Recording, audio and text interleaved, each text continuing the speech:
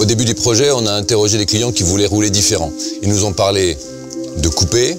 Ce qu'ils aiment bien dans le coupé, c'est le côté élégant, raffiné. Et puis ils nous ont parlé de 4x4. Ce que les gens allaient chercher dans le 4x4, c'est le côté robuste, fort, puissant, protecteur.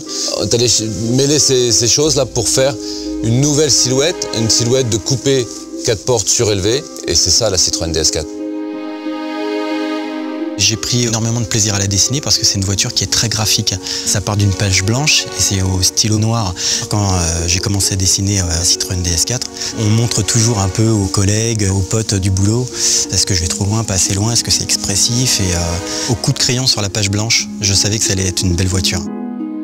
La première fois que j'ai fait découvrir la maquette à des fournisseurs ou à des métiers, ils nous ont pris pour des tarés.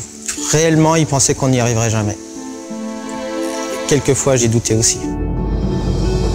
Parfois, sur certains véhicules, on est un peu pressé par le temps et on nous appelle au dernier moment juste pour décorer un volume qui existe. Et je crois qu'on a tous compris que pour réussir cet objectif, on était obligé d'avoir vraiment une synthèse dès le départ de tous les créatifs.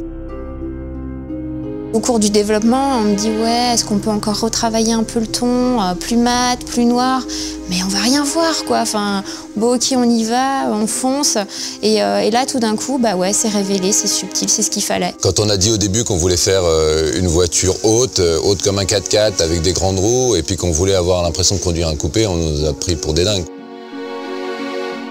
I'm English, obviously, and the Citroën DS4 was a fantastic car to work on.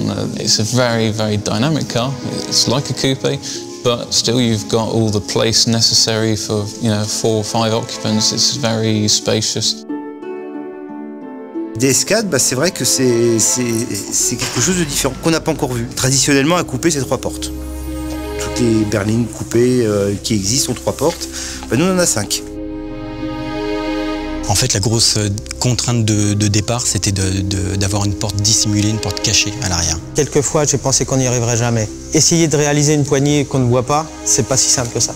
Des fois, on était avec les ingés de la technique qui nous disaient « là, vous délirez un petit peu, vous allez un peu loin, les gars ». On a tenu bon sur des tas de points, des tas de choses qui n'étaient pas gagnées d'avance. Et au final, on a réussi à conserver cette porte arrière cachée comme un coupé et dont on a dessiné un joint dessus, tout simplement. On a galéré durant 1 an à essayer de faire cette zone-là. Maintenant, quand on regarde ça, ça paraît tout simple. Même à moi, ça me paraît tout simple. Mais c'était vraiment pas évident. Les copains me disaient, si on arrive à la sortir comme ça serait top.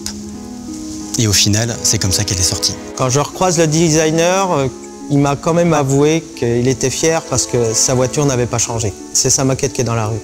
Et c'est aussi beaucoup de persévérance. On peut avoir une idée géniale, si on ne se bat pas, elle n'aboutira pas.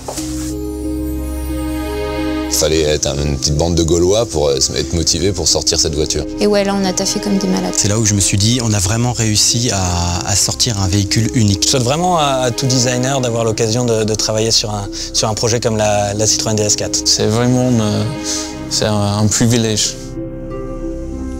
On a fait quelque chose d'invraisemblable.